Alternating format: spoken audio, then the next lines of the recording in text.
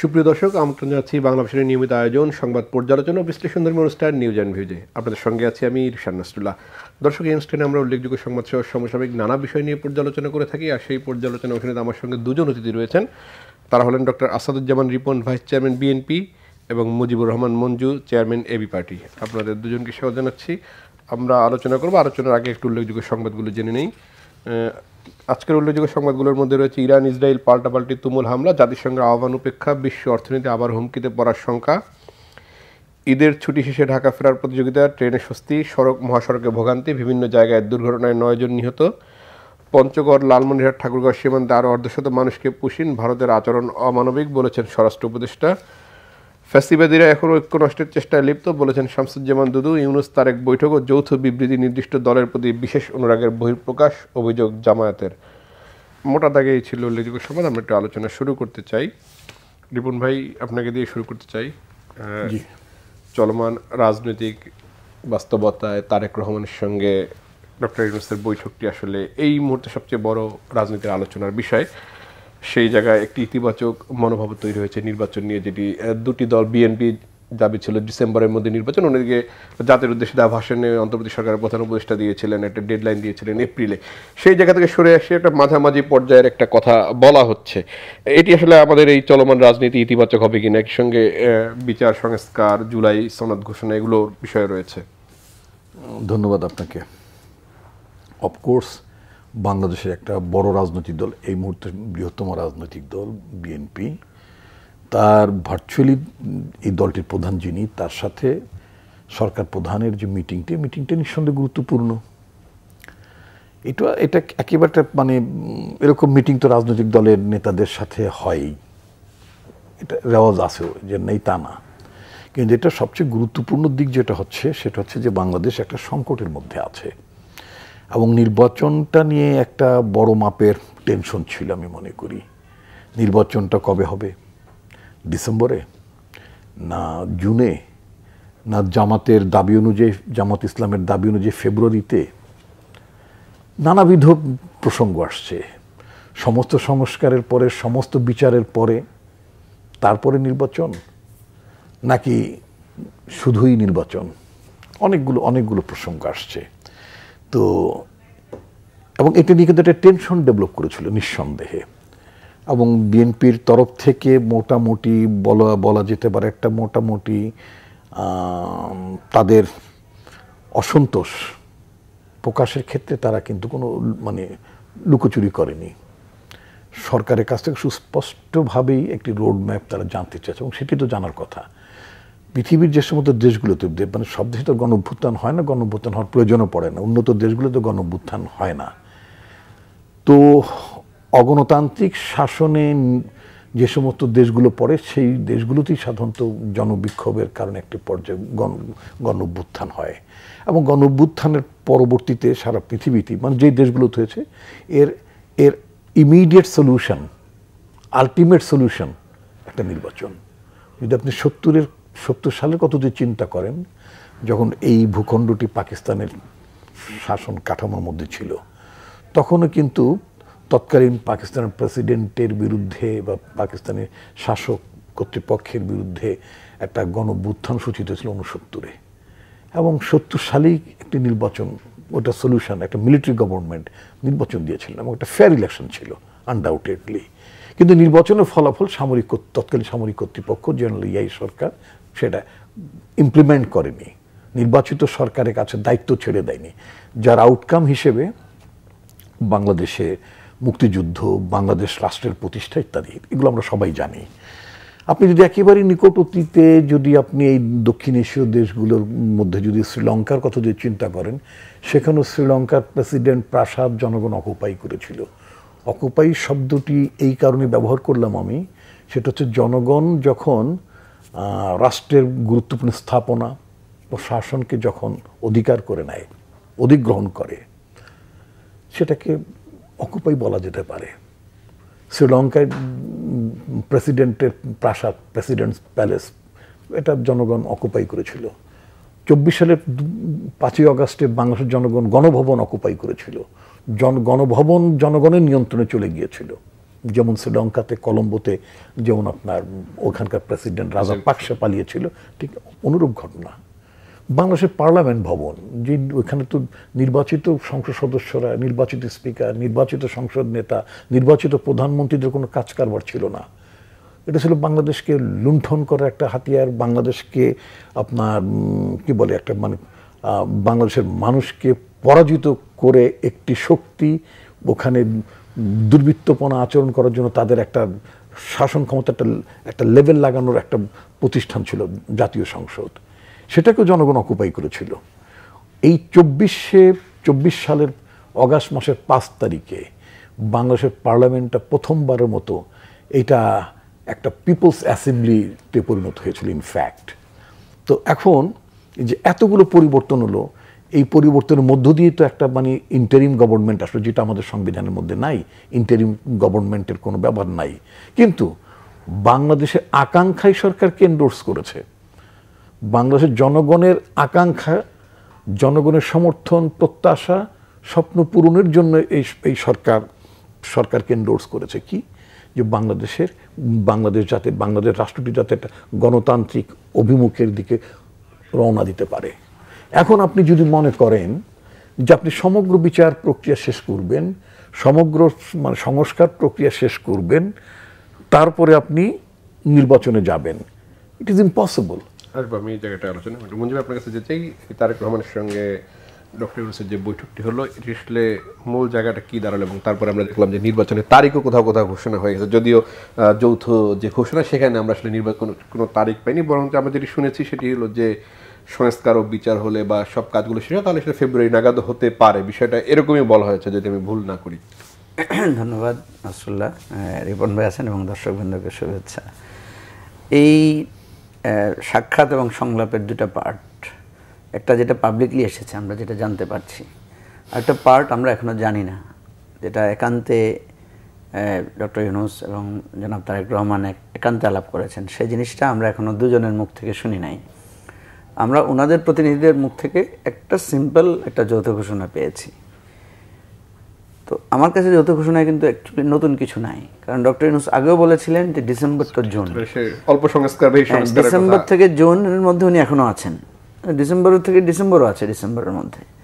আর BNP specific বলেছিল December. এর মধ্যে প্রফেসর ইউনূস আরও একটু স্পেসিফাই করে বলেছেন যে এপ্রিল। আসলে বিএনপি যেটা চাচ্ছিলেন, যে বারবার যে একটা রূপরেখা চাচ্ছিলেন, একটা রোড ম্যাপ চাচ্ছিলেন, প্রধান উপদেষ্টা বলেছেন এটাই তো রোড ম্যাপ। মানে একটা তো হচ্ছে সুনির্দিষ্ট ডেট ঘোষণা করা, এটা তো শিডিউল, ইলেকশন শিডিউল, যেটা ঘোষণা করবে নির্বাচন কমিশন। আর সরকার যেটা বলবে সেটা হচ্ছে এক ধরনের রোড ম্যাপ উনি দিয়েছেন, যে কারণ বিচারের তো কোনো রোড ম্যাপ নাই, আর আমাদের সংস্কারের রোড ম্যাপ যেটা, সেটা তো একটা বলেছেন যে জাতীয় আমাদের যেটা ঐকমত্য কমিশন এক ধরনের ফর্মুলা তৈরি করে তারা কিন্তু জুলাই একটা ডেট দিয়েছিলেন, এখন সেটা হয়তো জুলাইয়ের মধ্যে না হলে আবার ওনারা সময় বাড়িয়ে নেবেন। সুতরাং জুলাই একটা রোড ম্যাপ কিন্তু আমাদের সংস্কার নিয়ে আছে। আর বিচারের যেটা হয়েছে, বিচারের প্রক্রিয়া শুরু হয়েছে এবং দৃশ্যমান বিচার প্রক্রিয়াটা আমরা ইতিমধ্যে দেখছি যে এটা শুরু হয়েছে, এবং চার্জশিট, চার্জ ফ্রেম, এই কাজগুলো এগিয়ে যাচ্ছে।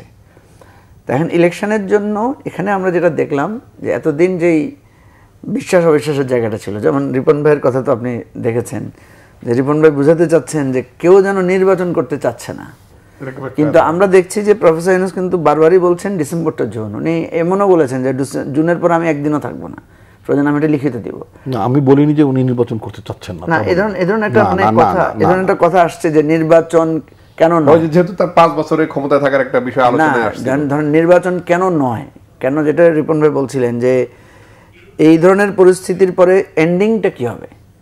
আমরা কিন্তু বলেছি যে অন্তর্বর্তীকালীন সরকারের জন্ম কি দিয়ে আর মৃত্যু কি দিয়ে, মৃত্যু কিন্তু নির্বাচন দিয়ে, তাই না? অন্তর্বর্তীকালীন সরকারের টেনিউরটা শেষ হয়ে যাবে একটা ইলেকশনের মাধ্যমে। জন্মটা তো হয়েছে আমাদের সকলের একটা কমন উইল থেকে জন্ম। তো এখন আমরা যেটা দেখলাম যে এই আলোচনায় একটা জায়গায় আমরা যে লিখিত ভার্সনটা পেয়েছি, সেখানে একটা জিনিস পেলাম যে প্রফেসর ইউনূস বলেছেন যে এই জিনিসগুলো প্রস্তুতি শেষ হলে, এইটা উনি যে এপ্রিলে এসেছেন, এপ্রিল থেকে এটা রমজানের আগেও আসতে পারে। আর বিএনপি স্পেসিফিকলি বলেছে যে এটা মানে ওনারাও এগ্রি করেছেন যে না ঠিক আছে রমজানের আগের মুহূর্তে হতে পারে, যেটাকে ধরেন আমরা যদি অনুল্লেখ্যভাবে বলতে পারি সেটা হচ্ছে ফেব্রুয়ারির ফার্স্ট উইক বা সেকেন্ড উইক, যেটাই হোক রমজানের আগ মুহূর্ত। এখন মাঝখানে কি আছে? মাঝখানে কিছু প্রকাশ্য কথা আছে। প্রকাশ্য কথা হচ্ছে বিচার, সংস্কার ইত্যাদি। অপ্রকাশ্য কিছু কথা আছে। অপ্রকাশ্য কথাটা কি, যেটা আমরা গেস করতে পারি, সেটা হচ্ছে নির্বাচনে একটা পরিবেশ লাগবে, নির্বাচনের একটা আইন শৃঙ্খলা পরিস্থিতির একটা উন্নতির ব্যাপার থাকতে হবে, ইলেকশন কমিশনের এক ধরনের ক্ষমতা প্রয়োগের ব্যাপার থাকতে হবে, এবং যেটা সাধারণত আমরা ইলেকশনের সময় ব্যবহার করি সেটা হচ্ছে লেভেল প্লেইং একটা ফিল্ড, যে সবাই সমমানের রাজনৈতিক অধিকার ভোগ করবে, যে যার মতো করে মিছিল করবে, প্রচারণা চালাবে, সেটা করবে। তো এখন এই লেভেল প্লেইং ফিল্ডটা অ্যাকচুয়ালি খোঁজে কারা? খোঁজে যারা দুর্বল, তারা যারা পাওয়ারফুল থাকে, শক্তিশালী থাকে, তাদের তো লেভেল প্লেইং ফিল্ডের দরকার নেই, তারা তো এমনিতেই একটা অবস্থানে আছে। তো এই জায়গাটা থেকে আমরা একটু মৃদু মানে দেখতে পাচ্ছি এনসিপি, জামাত আর অন্যান্য সংগঠন তাদের কিছুটা মানে তারা ইলেকশনের কথা যদিও জামাত বলেছে ফেব্রুয়ারি, কিন্তু জামাতের কথাবার্তায় মনে হচ্ছে যে তারা আরও একটু সময় হলে বা তারা আর একটু পিছাতে চায় বা এই ধরনের বিষয়টা চায়। তা আমাদের বক্তব্য যেটা, যে আমরা প্রথমত মনে করি এই বৈঠকটা কিন্তু মানুষকে একটা আশ্বাসের জায়গায় এসেছে। এতদিন পর্যন্ত যে মানুষের নির্বাচন আদৌ হবে কিনা এই জায়গাটা এসেছে, ইলেকশন একটা হবে।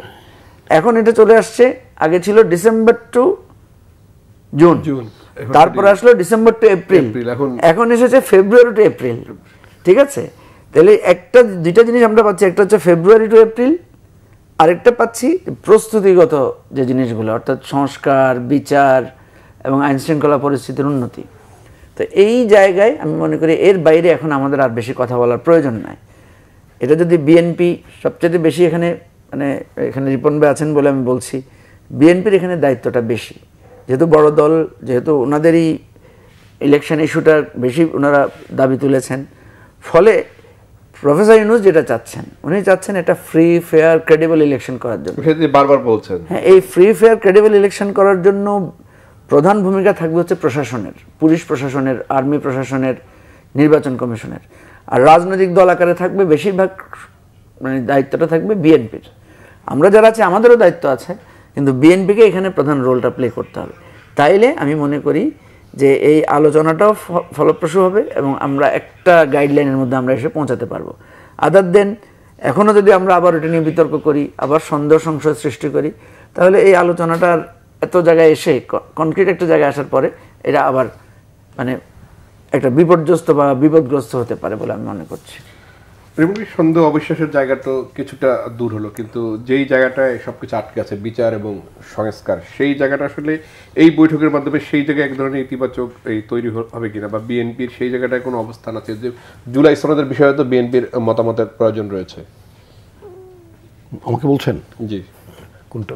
সরি, বললাম যে এক ধরনের আশ্বাসের জায়গাটা তৈরি হয়েছে, তো সেক্ষেত্রে বিচার এবং সংস্কারের বিষয়টি যেহেতু মাঝে রয়ে গেছে, সেই জায়গায় বিএনপির অবস্থানটা আসলে কি হবে? ওয়েল, বিচার এবং আপনার সংস্কার এই দুটো তো মানে চলতেই হবে।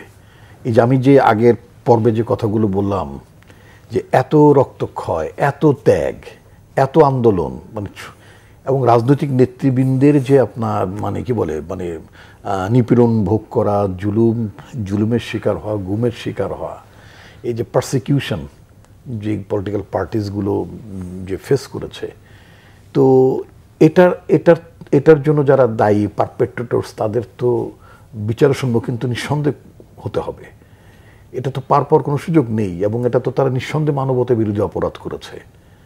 তারা গণতন্ত্র হত্যা করেছে, তারা জনগণের সাথে প্রতারণা করেছে, রাষ্ট্রের হাজার হাজার কোটি টাকা তারা তছরুপ করেছে in the name of fake election, in the name of আপনার মানে ফেক পার্লামেন্টারি এক্সারসাইজ।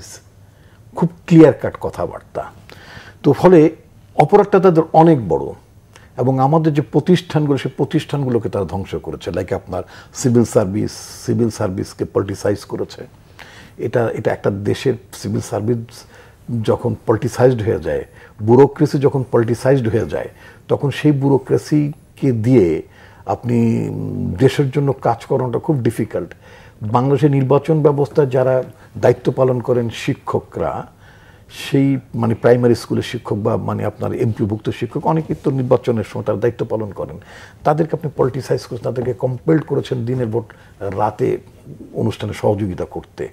আচ্ছা, আপনি এমনকি আপনি বাহিনীগুলোর প্রতি যে মানুষের রেসপেক্ট থাকে সেগুলোকে আপনি নষ্ট করেছেন by creating Aynaghor and many other things. এগুলো তো বাংলাদেশের ভূখণ্ডের মধ্যেও ছিল, বাইরেও ছিল, দেশের সীমানার বাইরেও ছিল। আওয়ামী লীগ সরকার ইচ্ছায় ওখানেও যে কিছু ছিল না মানে সেটা একেবারে বোধহয় সেটা তদন্তের দাবি রাখবে। আচ্ছা, তো এই যে আপনি বাহিনীগুলির ইমেজ আপনি ইয়ে করলেন, আপনি নষ্ট করলেন, আপনি এই বাহিনীগুলোর যে সমস্ত কর্মকর্তা তারা তো খুনের চরিত্রের লোক ছিল না। গুম খুম করার মতো এই ধরনের নটোরিয়াস কাজগুলোতে আপনি ইনভলভ করিয়েছেন। এই কাজগুলো কি মানে একটা কোনো দেশের র্যাবের সদস্যদের করার কথা, কোনো দেশের পুলিশের সদস্যদের করার কথা, অথবা নানান ধরনের কি এনটিএমসি আরএমসি টামসি কি বলে টলে, এত নামটাম আমি জানি না। তো এই সমস্ত লোকদের কিগুলো করার কথা, অথবা সশস্ত্র বাহিনীর গোয়েন্দা সংস্থার লোকদের এগুলো করার কথা না। আপনি এদেরকে এমপ্লয়েড করলেন কেন? আপনি এদেরকে এনগেজ করলেন কেন? আপনি এই সমস্তের মানে সংবিধান বহির্ভূত এবং বহির্ভূত তো মানে শুধু সংবিধান লঙ্ঘন করে আপনি মানবতার বিরুদ্ধে অপরাধ করেছেন, তাদের উপর নির্যাতন করেছেন, নিপীড়ন করেছেন, মানুষগুলোকে আপনি ডিসঅ্যাপিয়ার করে দিয়েছেন। তো এইগুলোর কি বিচার হতে পারে? নিঃসন্দেহে বিচার হতে হবে। এমনকি আপনি 14 সালে একটা ফেক ইলেকশন করলেন যেখানে কোনো পলিটিক্যাল পার্টি অংশগ্রহণ করেনি। নির্বাচনটা কিভাবে হয়, নির্বাচিত সংসদ কিভাবে হয়, নির্বাচিত সরকার কাকে বলে, এগুলো তো সংবিধানে ক্যাটেগরিক্যালি ডিফাইন করা আছে। এই সংবিধানে অনেকগুলো ত্রুটি আছে, অনেক কিছুতে মানলাম, তারপরে কিন্তু বলা আছে জনগণ কিভাবে, আমাকে একটু সময় দিতে হবে। নিয়ে আসে তারপর আবার আলোচনা। ঠিক আছে দর্শক, নিউজ অ্যান্ড ভিউজ থেকে নিচ্ছি ছোট্ট একটি বিরতি, সঙ্গে থাকুন, ফিরবো কিছুক্ষণ পরে।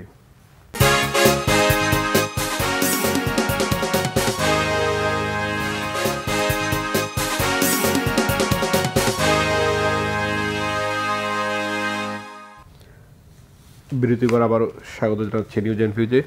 আপনি বিচার সংস্কার নিয়ে কথা বলছিলেন। তো আমি বলছিলাম যে যেমন আপনার 2014 সালে একটা নির্বাচন হলো, যে নির্বাচনটা কোনো পলিটিক্যাল পার্টি অংশগ্রহণ করেনি। আপনার নিশ্চয়ই আপনি জানেন, সেটা হচ্ছে প্রতিটি নির্বাচনে একটা আলাদা বাজেট, কিন্তু নির্বাচনী বছর একটা আলাদা বাজেট অ্যালোকেশন হয়। এটা ওই যে মানে যারা নির্বাচনী কাজের যারা দায়িত্বে থাকেন তাদের ব্যয় নির্বাহ করার জন্য। আদার দেন আপনার ওই কালি খরচ, কাগজ খরচ, ব্যালট ছাপানো, ওইটা এইগুলো তো আছে রেগুলার খরচ প্রতি। এর বাইরে যেমন আপনার বিভিন্ন বাহিনী মুভমেন্ট করবে, তাদের আপনার টিএডি ইত্যাদি নানা ব্যাপারগুলো থাকে। আচ্ছা, তো সবার ক্ষেত্রে প্রযোজ্য। আপনি জানেন যে আপনি আর্মিকে আপনি স্ট্রাইকিং ফোর্সে এনগেজ করবেন না, আপনার মাথার মধ্যে আছে। আপনি বাংলাদেশ আর্মিকে এনগেজ করলেন, আপনি একটা ফাও নির্বাচন করলেন, 2014 সালের কথা বলি, যে নির্বাচনটা অংশগ্রহণ কেউ করছে না। বাংলাদেশ সংবিধানে ক্যাটেগরিক্যালি লেখা আছে যে জনগণ স্বাধীনভাবে তার নিজের পছন্দ অনুযায়ী ইচ্ছায় তিনি তার প্রতিনিধি নির্বাচন করবেন। ঠিক আছে, মানে মানে ভোটের যে রাইটটা উল্লেখ করা আছে।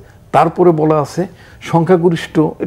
সংখ্যাগরিষ্ঠ দলের মানে যিনি নেতা তিনি প্রধানমন্ত্রী হবেন নাকি, এগুলো সবই তো উল্লেখ করা আছে। তাহলে 2014 সালের জনগণের কি কোনো সুযোগ ছিল তার প্রতিনিধি নির্বাচন করার? ছিল না। তাহলে এমনি একটি নির্বাচন আপনি এই যে মানে যে আপনার বাহিনীগুলোকে এনগেজ করলেন, দেখালেন যে সেনাবাহিনী আছে। I am talking about Iqbal Karim Bhuiyan. তিনি বলবেন যে আমি তো মানে সরকারের চাকরি করি, সরকারের নির্দেশ আমাকে মানতে হবে, কিন্তু আপনাকে তো সংবিধানও মানতে হবে। আপনি তো বলতে পারতেন যে আপনি আমাদের সেনাবাহিনীকে এনগেজ করার কথা বলছেন, আমার সেনাবাহিনীর রোলটা কোথায়? আমার দেশের জনগণ তো সংবিধান অনুযায়ী তার প্রতিনিধি বাছাই করার সুযোগ পাবে না। তো এই নির্বাচনটা আমাদের ব্যবহার করার দরকার নাই। এটার জন্য আপনার আওয়ামী লীগই যথেষ্ট, যদি বলেন আমাদের ছাত্রলীগ যথেষ্ট, তাদেরকে দেওয়া করেন। আমাদের বাহিনীর ইমেজ নষ্ট করছেন কেন? সিমিলারলি 2018 সালে ইকবাল করিম ভুইয়া কুড নোটসে এখন ফেসবুকে পোস্ট দেয় আর কি, অনেক কথাবার্তা বলে, কিন্তু হোয়াট ওয়াজ হিজ রোল? উনি কি একবারও প্রতিবাদ করেছেন? রিটায়ারমেন্টে তো অনেক আগে গেছেন, তখন ভালো কথাগুলো বলতে পারেন নাই, লিখতে পারেন নাই, নাকি ওনারও ঘুমের ভয় ছিল, সেটা বলেন যে ওনারও ঘুমের ভয় ছিল, বলতে পারেন। 2018 সালে একটা নটোরিয়াস লোককে, যিনি তৎকালীন সেনাবাহিনীর প্রধান ছিল, is a notorious basically, enter family is a notorious. এই লোকটা আর্মির চিফ বানালো খুব ইচ্ছা করি, একটা ডাকাত শ্রেণীর লোক, একটা দুর্বৃত্ত শ্রেণীর লোককে আপনি সেনাবাহিনীর প্রধান বানিয়ে ফেললেন। সেই লোকটাকে আপনি 2018 সালে আমিডামি নির্বাচনে বললেন, এবং সে কি করলো আমার এখনো খেয়াল আছে, আজিমপুরের ওখানে একটা সেনা ক্যাম্প হলো নির্বাচন করার সময়, এবং সে বললেন, মানে তখনকার হিসাব অনুযায়ী, মানে হিসাবটা 48 বা 50 হোয়াটেভার যাই হোক না কেন, মানে উনি একটা দীর্ঘ সময়ের কথা বললেন, এত বছরে উনি মানে কোনো এরকম একটা চমৎকার নির্বাচনী পরিবেশ দেখেন নাই। তার মানে উনি 73-এর নির্বাচনটারে এর চেয়ে খারাপ নির্বাচন বলছেন, মানে শেখ মুজিবের আমলে যে নির্বাচন, সব নির্বাচন খারাপ, কিন্তু 18 সালের নির্বাচনটা উনি একটা চমৎকার নির্বাচনের কথা বলেছেন। কি জন্য? ওই যে আপনার মানে সেনাবাহিনীর একজন লোক দায়িত্বপ্রাপ্ত থাকে না আপনার পাসপোর্ট ডিপার্টমেন্টে, ওই পাসপোর্ট ডিপার্টমেন্টে ওই কর্মকর্তাকে অ্যাবিউজ করে বা তাকে বাধ্য করে, হোয়াটএভার, হয়তো সে বলবে আমাকে বাধ্য করছে, বাধ্য করলেই তো করা যাবে না, করে দেখা গেলো যে বাপের নাম মায়ের নাম বদলায়া, আজিজ মিয়ার বাপের নাম মায়ের নাম বদলাই দিয়া আপনার এনআইডি বানাই দিছে। দেখছেন তো হারিস মারিস কি আছে। আমাদের কত বড় দুর্ভাগ্য যে এই জাতীয় লোকেরও আমাদের সেনাবাহিনীর প্রধান হয়েছে আনফর্চুনেটলি। তাহলে এন্টার প্রতিষ্ঠানগুলোকে মেলাইন কে করলো? একজন ব্যক্তি, একটি দল। কোর্টকে করেছে। মুজিব কোর্ট গায়ে দিয়ে একটা লোক ইলেকশন করলো, জয় বাংলা বললো 2006 সালে তাকে নমিনেশন দেওয়া হলো। সে একসময় ছাত্রলীগের নেতা ছিল, বাকশাল ছাত্রলীগের নেতা ছিল, অ্যান্ড ইনসিডেন্টালি আমরা একই হলের ছাত্র ছিলাম। পার্সোনালি তিনি আমাকে সম্মান করতেন, মানে সেটা সন্দেহ নাই। একজন ছোট ছাত্র সংগঠন তো করতো, তার আমি তো বড় ছাত্র সংঘের প্রেসিডেন্ট ছিলাম। তো যাই হোক, তো 2006 সালে তিনি নমিনেশন পেলে, নির্বাচনটা আওয়ামী লীগ বয়কট করার কারণে নির্বাচনটা হলো না। 111 হলো, 111 হওয়ার পরে ম্যানিপুলেটেড ইলেকশনে 2009 সালে ইলেকশনটা, ওটা তো একটা ইঞ্জিনিয়ার্ড ইলেকশন, ম্যানিপুলেটেড ইলেকশন, এটা আমি এখনো বলি, তখনও বলতাম। ওইটার মধ্য দিয়ে আপনার শেখ হাসিনা যখন ক্ষমতায় আসলেন না, তো ক্ষমতায় আসার মানে পরিপ্রেক্ষিতে তিনি এই যে আপনার তার যে সেট আপটা মানে তৈরি করলেন, এবং তৈরি করার পর থেকে তিনি মানে নিজেই সর্বেসর্বা হয়ে গেলেন। তো এই যে টোটাল প্রসেসটা আমি অনেকগুলো ব্যাখ্যা করেছি আপনার দর্শকদের বোঝার জন্য। তো আমরা কি সেই জায়গায় যেতে চাই না? আমরা তো রাষ্ট্রের প্রশ্ন তুলতে চাই, আমাদের নাগরিক সমাজ প্রশ্ন করবে এটা কেন এবং এটা কেন নয়। খুব ক্লিয়ার কাট কথা যে রাষ্ট্রে যে সমাজে নাগরিকেরা প্রশ্ন তুলতে পারে না, সেইটা প্রশ্নহীন রাষ্ট্র এবং প্রশ্নহীন সমাজ, সভ্য সমাজ না, সভ্য রাষ্ট্র না। তো সুতরাং আমরা যে গণতন্ত্রের জন্য লড়াই করেছি, যে রাষ্ট্রের গণতান্ত্রিক রূপান্তরের যে স্বপ্নগুলো আমরা দেখছি, আমাদের স্বপ্নগুলো তো বারবার মার খায়, এত তো কোনো সন্দেহ নেই। তো এখন রিফর্ম তো হতেই হবে, বিচারও হতে হবে। আপনি বিচারের কথা বলেন না, কোনোটাই থেমে থাকবে না, কিন্তু সেটার সাথে আপনি জনগণের আকাঙ্ক্ষা, নির্বাচিত সরকার পাওয়ার, রাষ্ট্র পরিচালনার দায়িত্বশীল সরকার, রাষ্ট্রের সংকটে উত্তর দেওয়ার সরকার, এই যে আপনার অনেকদিন যাবত আপনি প্রতিদিন দেখেন যে আপনার পুশিনের ঘটনা ঘটছে, আপনি পুশব্যাক করাতে পারছেন না। কিন্তু একটা পলিটিক্যাল গভর্নমেন্ট, যখন আমাদের গভর্নমেন্ট ছিল, আমার নেত্রী বেগম খালেদা জিয়া যখন প্রধানমন্ত্রী ছিলেন, তখন দু একবার পুশিনের চেষ্টা ইন্ডিয়া করেছে, but at the same time আমরা কিন্তু পুশব্যাকও করিয়েছি। এটা জিয়াউর রহমান আমলে ছিল, এখনো কিছু পুশব্যাক করাচ্ছে, এটি আবার ওই দেশের পত্রিকাতে দেখা যাবে। মঞ্জু, লেভেল প্লেইং ফিল্ডের কথা আপনি বলেছিলেন, সেই জায়গায় রাজনৈতিক দলগুলো বলা হচ্ছে, এই অন্তর্বর্তী সরকারের প্রধান উপদেষ্টা তারেক রহমানের যে বৈঠক, সেখানে তারা বলছেন যে একটি রাজনৈতিক দলের সাথে বৈঠকের পরপরই নির্বাচনের বিষয়টি ঘোষণা করা, এটি আসলে সরকারের যে নিরপেক্ষতা সেটিকে আসলে ক্ষুণ্ণ করেছে, এই অভিযোগটি রয়েছে রাজনৈতিক দলের পক্ষে। আসলে এটি তো তিনি বাংলাদেশের সেই ঘোষণা দিতে পারতেন, যৌথ ঘোষণার প্রয়োজনটি আসলে কি ছিল সেখানে, বিশেষ করে নির্বাচন বিষয়ে? প্রথম কথা হচ্ছে যে এই যে ঘোষণাপত্র আমরা দেখেছি, সেখানে কোনো সিদ্ধান্ত আমরা দেখিনি। তো সুতরাং অনেকে যেটা বলছেন যে ওখানে বসে সিদ্ধান্ত হয়েছে, আমরা যেহেতু কোনো কিছু সিদ্ধান্ত আকারে পাইনি, সুতরাং এখানে সিদ্ধান্তের কোনো বিষয় আমরা দেখলাম না। এখানে দেখলাম যে একটা আকাঙ্ক্ষার কথা বিএনপি প্রকাশ করেছে, আর প্রফেসর ইউনূস একটা আকাঙ্ক্ষার কথা প্রকাশ করেছেন, এবং দুনো পক্ষই বলেছেন সংস্কার, বিচার, নির্বাচন, গ্রহণযোগ্যতার জায়গায় ওনারা সবাই একমত। আমি দেখি এখানে যে বিএনপির সাথে ওনাদের যে দূরত্বটা তৈরি হয়েছিল, এই দূরত্বের জায়গাটায় একটা ইতি ঘটার একটা লক্ষণ। কারণ বিএনপির অন্যান্য নেতারা কিন্তু অনেকভাবেই বর্তমান সরকারকে সমালোচনা করছিলেন, কখনো কখনো দেখা যাচ্ছে যে খুবই তীর্যক ভাষায় ওনারা কথা বলছিলেন। তো জনাব তারেক রহমানের সাথে মিটিংয়ের পরে এটা হয়তো কমে আসবে। আর উপদেষ্টারাও বিভিন্ন সময়ে কথাবার্তায় যেগুলো বারবার আসছিল যে ওনাদের আলোচনার মধ্যে গণতন্ত্রে ফেরার ব্যাপারটার ব্যাপারে এক ধরনের নিষ্প্রিয় ভাব ছিল, সেটাও আমি মনে করি ফিরে আসবে। এখন প্রশ্ন যেটা উঠেছে যে সরকার একটা রাজনৈতিক দলের সাথে যৌথ ঘোষণায় স্বাক্ষর করতে পারে কিনা বা ঘোষণা দিতে পারে কিনা। সিম্পলি এটা একটা ইউজুয়াল টাইমের মধ্যে এটা পারে না, এটা আমরা দেখি নাই কখনো। সরকার একটা বিশেষ রাজনৈতিক দলের সাথে একসাথে হয়ে একটা যৌথ ঘোষণা দিবে, ঘোষণা স্বাক্ষর করবে, এটা সাধারণত আমাদের দেশের প্র্যাকটিসে নাই। এখন প্রশ্ন হচ্ছে আমরা তো একটা বিশেষ সময়ের মধ্যে আছি। বিশেষ সময়টা কীরকম, যেখানে একটা অন্তর্বর্তীকালীন সরকার আছে, যে অন্তর্বর্তীকালীন সরকারটা আমাদের সংবিধানেও নাই, আমাদের অতীত ইতিহাসে কখনো সেভাবে ছিল না। 1/11-এর সময় যেটা ছিল এটাকে আবার রেকটিফাই করতে হয়েছে, সংবিধান সংশোধন করে, নানা ধরনের ব্যাপারগুলো আছে। কিন্তু আমরা যেটা মনে করছি যে এখানে আমাদের প্রসেস ফলো করার চাইতো, আমি যেটা গুরুত্ব দিয়েছি সেটা হচ্ছে যে যেহেতু আপনি দেখেন এরকম একটা বৈঠকের ব্যাপারে সারা দেশ, আপনারা আজকে 3 দিন ধরে একই বিষয়ে আলোচনা করছেন, আমি যেটা লক্ষ্য করলাম আর কি, আমরাও বিভিন্ন জায়গায় দেশের মধ্যে এখন এটাই সবচেয়ে বেশি আলোচিত বিষয়। তার মানে কি, তার মানে এটা রাষ্ট্রের একটা গুরুত্বপূর্ণ ইস্যু। তো রাষ্ট্র যদি একটু স্বস্তি পায়, নাগরিকরা যদি একটু স্বস্তি পায়, এবং দেখেন কি আলোচনা হয়েছে, আমাদের কাছে যদি একটা লিখিত ডকুমেন্ট না থাকতো তাহলে আমরা কি করতাম? আমরা দেখতাম যে বিএনপি একরকম বলছে, সরকারের মুখপাত্র একরকম বলছে, আমরা কিন্তু বিভ্রান্ত হতাম। যেটা আমরা দেখেছি যে সম্প্রীতির বৈঠক, ওইটাই আবার সম্প্রীতিহীনতার বৈঠক হয়ে যেত। একজন বলতো যে না ওনারা এটা বলছেন, মানে একজন আরেকজনকে হেয় প্রতিপন্ন করে কথার নড়চড় পেয়ে যেতাম। তো সেই দৃষ্টিকোণ থেকে আমি মনে করি যে একটা লিখিত যৌথ ঘোষণা যেটা এসেছে, এটা আমাদের এই কনফিউশন দূর করার জন্য সহায়ক হয়েছে।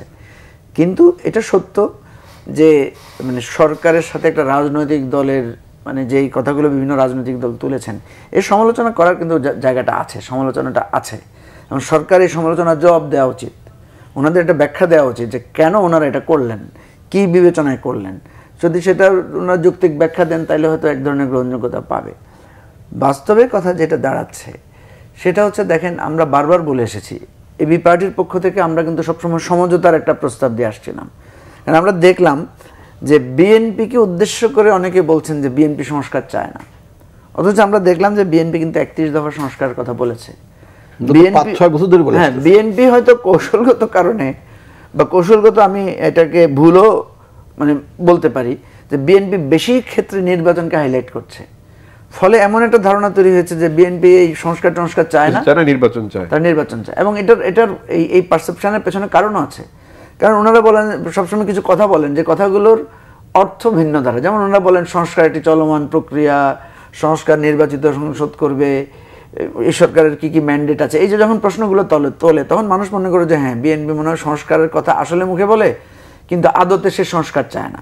কিন্তু আমরা দেখলাম যখন আমরা বাইলেটারাল মিটিং করেছি, যখন আমরা বিভিন্ন, যেমন ধরেন বিএনপি 3 দিন ধরে ঐকমত্য কমিশনের সাথে মিটিং করেছে, এবং ব্যাপক, মানে রিপন ভাই ছিলেন কিনা আমি জানি না ওখানকার টিমে, আমি দেখলাম যে ওনারা ব্যাপক ওয়ার্ক করেছেন এবং সুনির্দিষ্ট জায়গায় মতামত দিয়েছেন, যেগুলো সুনির্দিষ্ট মতামত। তাহলে বোঝা যাচ্ছে BNP has been go through the total মানে ফর্মুলা, টোটাল এই প্রক্রিয়ার মধ্যে দিয়ে ওনারা গিয়েছেন, এবং সেখানে কিছু কিছু জায়গায় তারা মতও দিয়েছেন। কিছু কিছু যেমন আপনি দেখেছেন যে এই সংসদে স্থায়ী কমিটি গঠনের ব্যাপারে আমরা প্রস্তাব দিয়েছিলাম যে বিরোধী দলের পক্ষ থেকে এখানে চেয়ারম্যান করা হবে, বিএনপি এটা এগ্রি করেছে।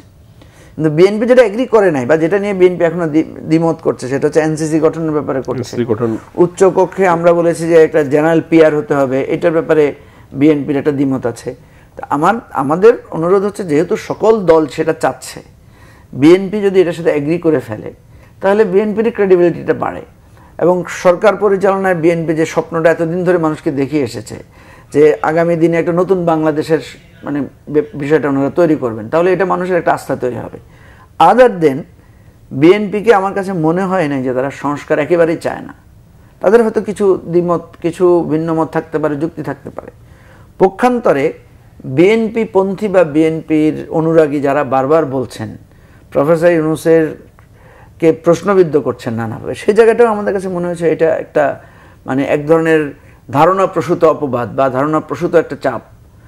হ্যাঁ, প্রফেসর ইউনূসের যে জায়গাগুলোর ঘাটতি আছে, প্রধানতম ঘাটতি হচ্ছে উনি অরাজনৈতিক ব্যক্তি হওয়ার কারণে উনি এই একটা রাজনৈতিক পোস্ট হোল্ড করছেন।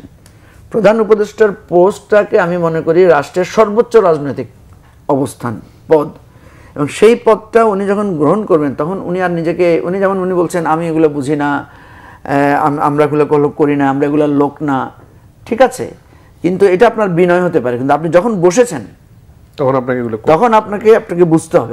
আপনি না বুঝলে আপনি বোঝার লোকদেরকে সাহায্য নেবেন। উনি করেছেন না, উনি বিদেশ থেকে আপনার বিভিন্ন এক্সপার্টদেরকে হায়ার করেছেন, তাহলে উনি এই ধরনের রাজনৈতিক পরিস্থিতি মানে ফেস করার জন্য উনি নিশ্চয়ই সে ধরনের বোদ্ধা লোকদেরকে হায়ার করবেন অথবা অ্যাডভাইস নেবেন। এই জায়গাটা আমি প্রফেসর ইউনূসের ঘাটতিটা দেখি, যে উনি অরাজনৈতিক লোক হয়েও উনি একটা রাজনৈতিক জায়গায় যখন হ্যান্ডেল করছেন সেখানে ওনার সেই ধরনের প্রস্তুতি বা সে ধরনের সাপোর্ট ওনার নেওয়া উচিত ছিল। দ্বিতীয় হচ্ছে জাতীয় ঐক্যটা রক্ষা করা ওনার একটা প্রধান দায়িত্ব ছিল। আমরা দেখেছি গণ অভ্যুত্থানের পরে আস্তে আস্তে ঐক্যটা বিভক্তি হয়েছে, ইভেন ছাত্রদের মধ্যেও বিভক্তি হয়েছে, ছাত্রদের মধ্যে 3-4টা গ্রুপ হয়ে গেছে এবং তারা অনেকে সরে গেছেন, প্রাইভেট ইউনিভার্সিটিগুলো বেশ কয়েকটা সংগঠন তৈরি হয়েছে। তৃতীয়ত যে জিনিসটা আমি মনে করি যে বিএনপি প্রথম দিকে যখন আপনার একটা রোড ম্যাপের কথা বলেছে, হ্যাঁ, তখন হয়তো আমরা অনেকেই বলেছি যে এত তাড়াতাড়ি নির্বাচনের রোড ম্যাপ চাওয়াটা ঠিক হচ্ছে না, কারণ একটা রাষ্ট্র বিপর্যস্ত অবস্থা। কিন্তু যখন 8 মাস 9 মাস পেরিয়ে গেছে তখন বিএনপির এই রোড ম্যাপ দেওয়ার যৌক্তিকতাটার পক্ষে কিন্তু মানুষের জনমত তৈরি হয়েছে। তখন উনি দিয়েছেন, কিন্তু উনি কিন্তু এপ্রিলে যে রোড ম্যাপটা দিয়েছেন এটা রোড ম্যাপই। তো এই জায়গাটা যদি আরো আগে দিতেন তাহলে এই বিতর্কগুলো একটু কম হতে পারতো, বিতর্ক বিভক্তি দুইটা একটু কম হতো। সব মিলিয়ে আমরা যেটা মনে করি যে আমাদের রাষ্ট্রটা একটা খুবই যেটা এতক্ষণ রিপন ভাই বললেন যে আওয়ামী লীগ এটাকে রাষ্ট্র না, এটাকে মানে পৃথিবীর ইতিহাসের সবচাইতে ভঙ্গুরতম বিপর্যস্ত অবস্থায় তারা নিয়ে গেছে। রিপন ভাই তো প্রত্যেকটা প্রতিষ্ঠান ধরে ধরে কথা বলেছেন, আপনি শুধু 2-1টা উদাহরণ দেখলে বুঝবেন, যেখানে প্রধানমন্ত্রী বলেন, মানে প্রধানমন্ত্রী তো না, জোর করে বসা প্রধানমন্ত্রী, যেখানে বলেন যে আমার পিয়ন 400 কোটি টাকা মালিক, তো আপনি তো বুঝেন যে এই রাষ্ট্রটাকে উনি কি খেলা বানিয়েছেন। উনি বলেন যে রেহানা বলেছে যে তুমি 18 কোটিকে খাওয়াইতে পারো আর 10 লাখকে খাওয়াও, অসুবিধা কি? মানে রেহানার এই 10 লাখ খাওয়ার কথা নিয়ে রাষ্ট্রের পলিসি নির্ধারণ হচ্ছে, ঠিক আছে? তাহলে রাষ্ট্রটা রাষ্ট্রের জায়গায় ছিল না, এখানে একটা হাসিনা তন্ত্র কায়েম হয়েছিল এবং যার পরিণতি আমরা কিন্তু আশঙ্কা করেছিলাম। বিশ্বাস করেন নসরুল্লাহ, আমরা যেটা আশঙ্কা করেছিলাম তার চাইতে আরো বেশি ম্যাসিভ হয়েছে, যেটা আমরা কল্পনাও করি নাই, যেটা মুক্তিযুদ্ধের সময় হয় নাই, যে প্রত্যেকটা থানা পালিয়ে গেছে, থানার ওসিরা পালিয়ে গেছে, পুলিশরা পালিয়ে গেছে, ইমাম পর্যন্ত পালিয়ে গেছে। এটা মুক্তিযুদ্ধের সময় হয়েছে কিনা রিপন ভাই ভালো বলতে পারবেন, আমি শুনি নাই, কারণ আমরা মুক্তিযোদ্ধা পরিবার, মুক্তিযুদ্ধের মানে ইতিহাস পড়ে পড়ে আমরা বড় হয়েছি, কারণ আমাদের জীবনের সাথে সম্পৃক্ত। কখনো শুনি নাই।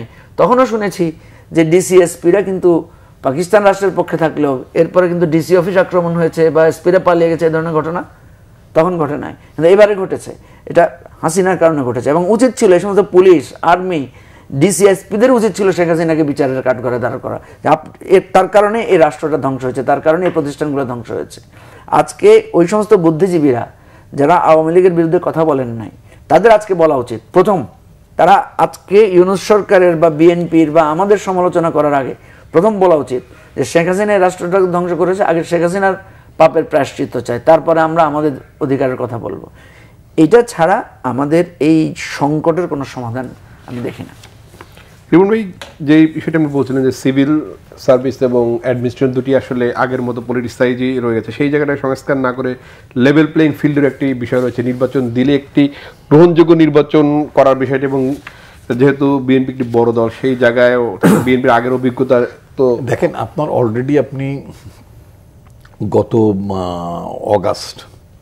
অগাস্ট 5 তারিখ ভার্চুয়ালি সরকার টেক ওভার করেছে 8 তারিখ, তো আপনি August, September, October, November, December, January, February, March, April, May, June, খেয়াল করবেন জুন চলে যাচ্ছে অলরেডি, কিন্তু আপনি 11 মাস, মানে 10 মাস তো বটেই, 10 মাস পার করে ফেলেছেন। আপনি একটা দৃশ্যমান কোনো আপনি সংস্কার করতে পারেননি, দৃশ্যমান সংস্কার করতে পারেননি।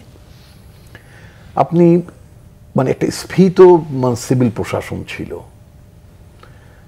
আপনার আমরা যখন ছাত্র ছিলাম, স্কুলে পড়তাম, তখন আমরা একজন জেলা প্রশাসক দেখতাম, বড়জোর একজন অতিরিক্ত জেলা প্রশাসক দেখতাম, এবং অতিরিক্ত জেলা প্রশাসকের মধ্যে দুইটা অতিরিক্ত, একটা এডিসি জেনারেল, একজন এডিসি রেভিনিউ, পরবর্তী একটা এডিসি ডেভেলপমেন্টও আসলো, হোয়াট এভার। এখন আপনার মাঠ পর্যায়ে থেকে শুরু করে একটা উপজেলা প্রশাসনে কতগুলো সিভিল সার্ভিসের অফিসার থাকে, জেলা পর্যায়ে সচিবালয়তে গিজ গিজ করে রে ভাই, ছোট ছোট কামরা দিয়ে জয়েন্ট সেক্রেটারিরা বসে রয়েছে, জায়গা নাই। ওখানেও লুটপাট করার জন্য সমস্ত আগুন লাগে না মাঝে মধ্যে, একদম সচিবালয় মাঝে মধ্যে কয়েকবার আগুন লাগলো। ওই বিল্ডিংটার মধ্যে কাঠ দিয়ে মুড়িয়েছে, মানে ইন্টেরিয়র করার নামে বাইরে থেকে, মানে বাইরে ফিটফাট, ভিতরে সদরঘাট সরকারের অবস্থা, বাইরে সুন্দর করে মানে আপনার ওই বোর্ডের ইথে দিয়ে, হ্যাঁ, আপনার মানে কাঠ দিয়ে ওটাকে সুন্দর করে সাজিয়েছে, ভিতরে একেবারে কি চমৎকার। এই ব্যবস্থাটা কখনো যে একটা সেন্ট্রাল এসি সিস্টেমে করে, আপনার দেশে বিদ্যুৎ ঘাটতি, আপনি জুন জুলাই মাসে বা এটা আপনার একটা কোট ঠোট টাইটুই গায়ে দিয়ে লাগানোর দরকার নাকি? আমি তো আমেরিকার প্রেসিডেন্টও দেখি একটা টি শার্ট গায়ে দেওয়া থাকে অনেক সময়, তারপর বিকেলবেলা যখন হাঁটে একটা হাফ শার্ট গায়ে দিয়ে তারা খেলছে, কুকুরটা হাতে নিয়ে পার্কে ঘুরতেছে। আর আপনার একেবারে স্যুটকুট গায়ে দিয়ে গরমের মধ্যে এসি মানে একেবারে 15, 16, 17 নামাই দিয়া, হ্যাঁ, আপনি স্যুটকুট গায়ে দিয়ে বলেন ভাই কেন, দরকারটা কি আপনার? এই 42 ডিগ্রি তাপমাত্রায় আপনার একটা স্যুটকুট লাগানোর দরকার আছে? কাঠ দিয়ে মোড়াইছেন, কারণ লুট করতে হবে, ওই আওয়ামী লোকদেরকে সুবিধা দিতে হবে, এইটাকে সজ্জিতকরণের নামে লুটপাট করতে হবে। তা আমি যেটা বলতে চাচ্ছিলাম, এই কথাগুলো বলা প্রাসঙ্গিক এই কারণে, আপনি প্রশ্নটা তুলেছেন যে এই আমলাতন্ত্র দিয়ে প্রশাসন দিয়ে কি করিবেন, তাই না? হ্যাঁ, এটা আপনি অভ্যুত্থানের পরে ড্রাস্টিক্যালি, মানে আর্মিতে, আপনি জানেন আর্মিতে এই দেশে তো নিয়ম কানুন নাই, না আর্মিতে আমি কথাটা প্রায় তুলি, সেনাবাহিনীর কোনো সদস্য যদি এখনো যদি কেউ দেখে থাকেন, আমি কথাটা প্রায় বলি, মানে আর্মিতে আপনি একজন মেজর সাহেবকে, লেফটেন্যান্ট কর্নেল বা কর্নেল ব্রিগেডিয়ারকে আপনি যদি কালকে যদি মানে বাদ দিতে চান, মানে বাদ দেয়, তো বিগত আমল তো আমরা দেখেছি, তো এটার জন্য কিন্তু আপনার কোনো মানে কারণ দর্শানোর কোনো ব্যাপার থাকে না, আত্মপক্ষ সমর্থনের কোনো সুযোগ থাকে না, নাই। আচ্ছা, তো আপনার কোন সেনাবাহিনীর গাড়িতে, কর্নেল ব্রিগেডিয়ার সাহেবদের গাড়িতে মাঝখানে বোধহয় একটা কি একটা ইয়ে থাকে, স্টিক থাকে বোধহয়, এরকম কিছু থাকে। এখন আমাদের সিভিল ব্যুরোক্রেসির ওই যারা ওই আপনার যে যারা এসিল্যান্ড ঠ্যান্ডো আছে যারা, হ্যাঁ, ওনাদের গাড়ি তো একখান ডান্ডা লাগাইতে হবে। আপনি দেখবেন প্রত্যেকটা সরকারিতে একটা ডান্ডা লাগে, মানে এই কেন ডান্ডাটা লাগাবার কারণটা কি? আমি একজনকে জিজ্ঞেস করছিলাম অনেক আগে, তাই বললাম ভাই আপনাদের গাড়িতে ডান্ডা লাগান কেন, জিজ্ঞেস করলাম, এক জয়েন্ট সেক্রেটারি জিজ্ঞেস করলাম, তো বলো কি যে ধরেন মানে এটা সাধারণত একটা আগের আমলে ডিসিদের লাগাইতো, কেন লাগাইতো? ওরা ধরেন প্রেসিডেন্ট বা প্রধানমন্ত্রী কখনো যদি জানতো যে আমরা তো আর গাড়িটা ওখানে সরবরাহ করতে পারবো না, তো প্রেসিডেন্ট বা প্রধানমন্ত্রী বা মন্ত্রী যিনি যাবেন ওই গাড়িটা ব্যবহার, হ্যাঁ, এটা লজিক্যাল ছিল। আচ্ছা, জেলা পর্যায়ে তার জন্য কি আপনার ওই ইউনোর গাড়িতেও কি আপনার ডান্ডা লাগাইতে হবে, মানে লাগাইতে হবে? খুলে দেখবেন ওর মধ্যে কোনো পতাকা নাই, দেখবেন পিক আপ ভ্যান আছেন এক ধরনের, পিছনে যে ক্যারি বয় ঠ্যারি বয় বলে, ওটার মধ্যে একটা ডান্ডা লাগানো। আসলে ডান্ডা লাগায় বুঝাইতে চায় যে আমি সরকারি কর্মকর্তা, আমি ডাইনের গাড়ি বাইরে দিতে পারি, বাইরের গাড়ি ডাইনে দিতে পারি। এই যে প্রবণতাটা, মানে একটু আর্মি অফিসারদের একটা পাল্লা দেওয়ার ব্যাপার। তো ঠিক আছে, এত যখন আর্মি অফিসারদের পাল্লা দিতে চান, এত সুযোগ সুবিধা নিতে চান, আবার দেখবেন ওই যে একদম হীনমন্যতা থেকে, আচ্ছা বাবা বিসিএস অফিসার সাহেবরা, তোমরা ভাই একজন হয়তো এনডিসি একটা কোর্স করছে, এনডিসি প্রবাবলি সোফার আমি তো অতটা জানি না, আমার ধারণার বোধহয় ন্যাশনাল ডিফেন্স কলেজ কিছু বোধহয় এরকম নাকি কোর্স, হোয়াট এভার, এনডিসি। এখন একটা লোক 3 মাস বা একটা ধরেন একজন বিসিএস অফিসার একটা কোর্স করেছে, হ্যাঁ, তো কোর্স করেছে, আমিও আমার জীবনে কিছু কোর্স আমিও করেছি, মানে রেগুলার পড়াশোনার বাইরে। তো উনি একটা কোর্স করছে 3 মাস বা 6 মাসে ক্যান্টনমেন্টে, মানে কোনো জায়গায় হয়তো লেফট রাইট করছে কিনা আমি জানি না, এনডিসি মানে 1 বছরের কোর্স সম্ভবত, বা আমি জানি না, হোয়াট এভার, মানে সেটার মধ্যে তার সামরিক বিদ্যা শিখেছে কিনা আমি জানি না, অস্ত্র চালনা শিখেছে কিনা জানি না। তো সেখানে লাগার পর লেখে কলিমুদ্দিন এনডিসি। আরে হোয়াট ইজ দিস? এটা কি একটা পিএইচডি, এটা কি একটা এমএসসি ডিগ্রি, এটা কি একটা মানে কি বলে আপনার ওই যে মানে বিদেশে ডেন্টিস্টদের একটা ডিডিএস লেখা থাকে না, এনডিসি পিএসসি এগুলো লেখা থাকে। ওরা মনে করে না, ওরা মনে করে যে ওরা যখন পিএসসি লাগাইছে তা আমার একটা এনডিসি লাগান দরকার না। আপনি চিন্তা করেন এই যে মানে আপনার মানে মানে কি বলে মানে কলোনিয়াল একটা অ্যাটিটিউডটা, এই অ্যাটিটিউডটা ওনাদের এই মাঝখানে আন্দোলন হলো, ওনাদের নাকি চাকরিতে বরখাস্ত করা যাবে না। কেন করা যাবে না? যাবে না কেন? আমি তো মনে করি এক দেশে দুই আইন থাকার দরকার নাই। সেনাবাহিনীতে যেমন আপনার এত এক্সপ্লানেশনের কোনো প্রয়োজন পড়ে না, এটা বিশৃঙ্খল অরাজকতা তৈরির একটা ধান্দা চলতেছে। আপনার সিভিল সার্ভিসে দেখেন এতদিন পর আস্তে আস্তে কিন্তু মাথা জাগাচ্ছে। এখন যে আমার এইগুলোকে স্রেফ, দেশে অনেক মানুষ বেকার আছে আর প্রশাসন এত ভারী হয়ে গেছে, এটাকে আপনি স্রেফ ছাঁটাই করেন, স্রেফ ছাঁটাই করে বাড়িতে পাঠাই দেন, অর্ধেকও যদি ছাঁটাই করে দেন সিভিল সার্ভিসে, বাকি অর্ধেক দিয়ে চমৎকার ভাবে দেশ চলবে। এত তো এত এত জগদ্দল ইরানের প্রসঙ্গে যেতে চাই আমি একটু রিপন ভাই লাস্ট যে কথাটা বলেছেন, দৃশ্যমান সংস্কার করতে পারেন এই সরকার, ওনার লাস্ট কথায় কিন্তু আবার এটা প্রমাণ হচ্ছে যে সংস্কার যেটা করতে চেয়েছে সরকার সেটাও তো করতে পারে না। ধরেন সচিবালয় সংস্কারের বিরুদ্ধে তো বিরাট আন্দোলন। আমি আবার একটু আপনাকে যুক্ত করি, ওটা সংস্কার না। During our time president Ziaur Rahman আমলে একটা নিয়ম ছিল, মানে সরকারি চাকুরিতে আপনার বিশৃঙ্খলা করলে তাদের শাস্তির যে একটা মেয়াদ, সেখান থেকে বর্তমান সরকার দিন আরো বাড়াই দিছে। এনবিআরও একটা সংস্কার করার একটা উদ্যোগ নিয়েছিল, সেটাও কিন্তু আন্দোলন হয়েছে। কিন্তু আমরা দেখেছি বিচারপতি নিয়োগের ব্যাপারে একটা ম্যাসিভ সংস্কারের জায়গাটা ওনারা ইমপ্লিমেন্ট করেছে। অর্থাৎ সমস্যা যেটা আবার একটু আমি আপনার আমরা এই বিষয় নিয়ে আমি আলোচনায় যাই, ইরানের আলোচনায় যাই, যেহেতু এটা একটা বড় বিষয়। ইরান ইসরায়েলের এক ধরনের পাল্টাপাল্টি হামলা চলছে, সেটি আসলে বিশ্ব রাজনীতি এবং অর্থনীতি দুটিকে অস্থির করে তুলবে কিনা এবং তার কোনো প্রভাব আমাদের এখানে পড়বে কিনা, কারণ আমাদের অর্থনীতি এমনি টালমাটাল রয়েছে। এটা পড়বে এবং এটা ভয়ানক একটা মানে অস্থিরতা আমাদের মধ্যে হবে এবং এটা ছড়িয়ে পড়তে পারে। আমরা যেটা দেখতে পাচ্ছি যে এই যুদ্ধে যদি আমেরিকাও জড়িয়ে যায় এবং স্বাভাবিকভাবে তখন আবার সেকেন্ড ওয়ার্ল্ড ওয়ারের মতো পক্ষ শক্তি অক্ষ শক্তি, তো এই জায়গাটা মানে ইসরায়েল যে আসলে পরিকল্পিতভাবে পুরো মধ্যপ্রাচ্য থেকে শুরু করে পুরো বিশ্ব শান্তির জন্য একটা হুমকি তৈরি করেছে, এটা খুবই উদ্বেগজনক। এবং দেখেন যে তারা একেবারেই হঠাৎ করে মানে প্রবৃত্ত হয়ে তাদের একদম টার্গেট কিলিংয়ের মতো করে তাদের ঘটনাগুলো ঘটিয়েছে। তো সুতরাং এটা মানে এই যুদ্ধ কখনোই কল্যাণ বয়ে আনে না, কোনো যুদ্ধই। এই জন্য আমাদের পজিশনটা অত্যন্ত পরিষ্কার যে আমরা হয়তো ধর্মীয় কারণ হোক, মতাদর্শিক কারণ হোক, আমরা হয়তো কেউ কাউকে পছন্দ করি, কেউ কাউকে সমর্থন করি, কিন্তু যুদ্ধ সবসময় আমাদের জন্য, বিশ্ব মানুষের জন্য, মানবতার জন্য মানে ক্ষতি বয়ে এনেছে। আমার শত্রুর একটা শিশু মারা গেল যুদ্ধে, সেটাও কিন্তু অমানবিক, সেটাও কিন্তু একটা মানবতার প্রশ্ন আসে। আমার একটা পক্ষের শিশু যখন মারা যায়, যখন আমার কষ্ট লাগে, মানে শত্রুপক্ষের সেখানেও একই জিনিসটা লাগে। এবং প্রত্যেকটা যুদ্ধে আমরা দেখছি ব্যাপক পরিমাণে বেসামরিক সম্পদ, মানুষ ক্ষতিগ্রস্ত হচ্ছে। সুতরাং আমরা খুবই উদ্বিগ্ন এই ইরান ইসরায়েলের এই যুদ্ধ, এবং এটা ক্রমশ ছড়িয়ে পড়ার একটা আশঙ্কা আছে। জাতিসংঘ যদিও এখানে একটা ভূমিকা নেওয়ার চেষ্টা করছে বা কিছু আহ্বান জানিয়েছে, কিন্তু এটাকে জাতিসংঘের ভূমিকাটা কিন্তু প্রশ্নবিদ্ধ, এবং তাদের ব্যাপারে কিন্তু সবসময় একটা অভিযোগ আসে যে তারা পক্ষপাত দুষ্টতায় দুষ্ট। তো এই জায়গাটা জাতিসংঘকে এবং আমি মনে করি মানে মুসলিম ওয়ার্ল্ডকেও এখানে ঐক্যবদ্ধ হতে হবে। এবং সে ঐক্যবদ্ধ এটার জন্য না যে পাল্টা যুদ্ধ ঘোষণার জন্য, সেটা হচ্ছে যে এটার বিরুদ্ধে একটা জনমত তৈরি করতে হবে।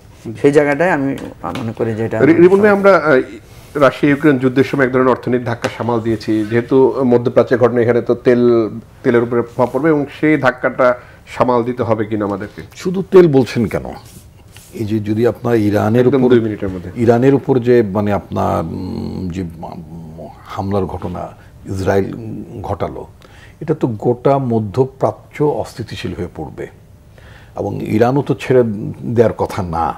আমার সামর্থ্য থাকলে তো আমি ইসরায়েল ধ্বংস করে দিতাম, সোজা কথা।